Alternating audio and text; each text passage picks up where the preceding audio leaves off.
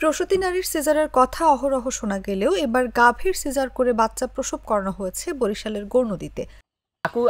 আল্লাহ বর্ষা মালিক আমাদের হাতেই কিছু না, আল্লাহ আল্লাহ আল্লাহ রক্ষা করছে, আল্লাহ ছাড়া রক্ষা করার মালিক কেউ না। আর ডাক্তার ওই যে হেলাল ভাই আছে আর আপনাদের বড় স্যার, এরা যদি সহযোগিতা এটা না থাকতো তাইলে আমি পাইতাম না। রোববার দুপুরে গাভীর মালিক শঙ্কর হালদারের স্ত্রী পারুল হালদার বিষয়টি নিশ্চিত করেন। 13 তারিখে আমার গরুটার ব্যথা উঠছে, তখন ওই হেলাল ভাইকে বলান দিছিলাম, তখন হেলাল ভাই আইসা দেখলো আরও কিছু লোক ছিল, তখন এরা চেষ্টা করছে, অনেক চেষ্টা করতে করতে হয় না, তখন সময় অনেক পার হয়ে গেছে। তখন আমি হেলাল ভাইকে বললাম যে ভাই এখন এর পরে আর কি পদ্ধতি থাকে। ইনশাল্লাহ তা এই আজকে এই বাচ্চাও পেলাম, আর আজকে এই গাভীটাও আমাদের সুস্থ রইল। চিকিৎসক জানান 13 মাস বয়সে গাভীটিকে কৃত্রিম প্রজনন বীজ দেওয়া হয়েছিল, ফলে অল্প বয়সে গর্ভধারণ ও বাচ্চা পরিপক্ক হওয়ায় সিজার করতে হয়েছে।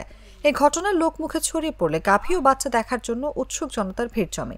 এ নিয়ে পুরো এলাকায় ব্যাপক চাঞ্চল্যের সৃষ্টি হয়।